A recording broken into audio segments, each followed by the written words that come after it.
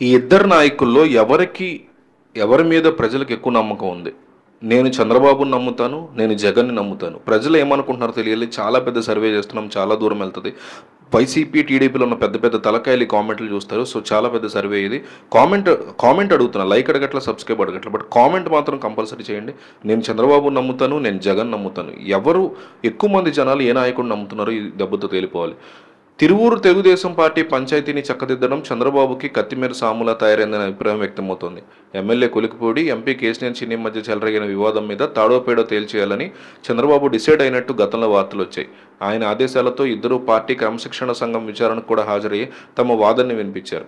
అయితే ఈ విషయంలో ఎవరి తప్పుందో తేల్చాల్సిన క్రమశిక్షణ సంఘం ఆ పని చేయలేకపోతోందంటున్నారు.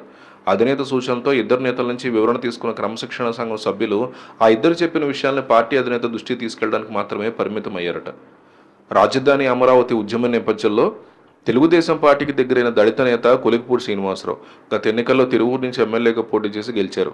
వాస్తవానికి తిరువూరు నియోజకవర్గంతో ఆయనకు ఎలాంటి సంబంధం లేకపోయినా పార్టీ సూచనలతో ఆయన తిరువూరులో పోటీ చేయాల్సి వచ్చిందని చెప్తున్నారు.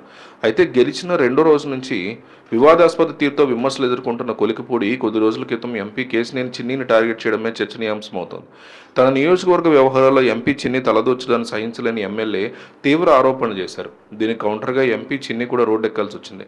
దీంతో పార్టీ పరువు బజారున పడుతుందనే ఆలోచనకు వచ్చిన సీఎం చంద్రబాబు ఇద్దరి నుంచి వివరణ తీసుకోవాలని నిర్ణయించారు. ఇద్దరిలో ఎవరో ఒకరిని పార్టీ నుంచి సాగనంపాలని ముఖ్యమంత్రి భావిస్తున్నట్టు తెలుగుదేశం పార్టీ వర్గాల్లో ప్రచారం జరుగుతుంది.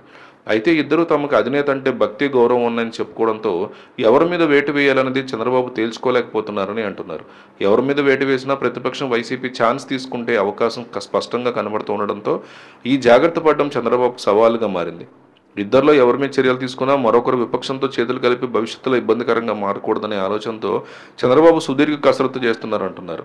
గతంలో వైసీపీ అధికారంలో ఉండగా రఘురామకృష్ణరాజు వ్యవహారాన్ని పార్టీ నేతలకి చంద్రబాబు గుర్తు చేస్తున్నారు. తిరువూరు గొడవలో ఆచితూచి నిర్ణయం తీసుకోవాల్సి ఉంటుందని వారి సలహాలు కూడా అడుగుతున్నట్టు ప్రచారం జరుగుతోంది. ఈ విషయంలో తుది నిర్ణయం తీసుకోవడం కాస్త సమయం తీసుకోవడమే మంచిదన్న ఆలోచనలో చంద్రబాబు గమనిస్తున్నారు. మరోపక్క ఏపీ సీఎం చంద్రబాబు గత కొంతకాలంగా రైతులకు దిశానిర్దేశం చేస్తున్నారు. రైతాంగం మేలు కోరుతూనే ప్రజల ఆరోగ్యం కూడా దృష్టిలో పెట్టుకుని ఆయన సూచనలు చేస్తున్నారు. కేవలం అధిక దిగుబడి మాత్రమే లక్ష్యంగా కాకుండా ఇతర విషయాలు కూడా పరిగణలో తీసుకోవాలని కోరుతున్నారు. నిజానికి వ్యవసాయ పద్ధతులు చాలా కాలంగా మారిపోయి రసాయన ఎరువులు వాడుతున్నారు. అది అవసరం, అనివార్యమని అంటున్నారు. అయితే పండించినటువంటి పంట మార్కెట్ కూడా చేయాల్సిన అవసరం ఉంది. అదే సమయంలో అందరికీ అవసరమైనటువంటి రసాయన ఎరువులు సరఫరాలో తేడా వస్తే రైతులు ఆందోళన చేస్తున్నారు. రైతులు తమ పంటల్లో సేంద్రియ ఎరువులు వాడాలని ముఖ్యమంత్రి చంద్రబాబు చాలా సభలు, సమావేశాలు చెప్తూ వస్తున్నారు. తాజాగా ఆయన ఆచార్య రంగి జయంతి వేడుకల సందర్భంగా విజయవాడలో జరిగిన కార్యక్రమంలో మరోసారి ఇదే విధమైనటువంటి హితబోధ చేశారు. రైతులు సేంద్రియ వ్యవసాయం మీద ప్రత్యేక దృష్టి పెట్టడంతో పాటు పంటలకి సేంద్రియ ఎరువులను మాత్రమే వినియోగించాలని చంద్రబాబు సూచించారు.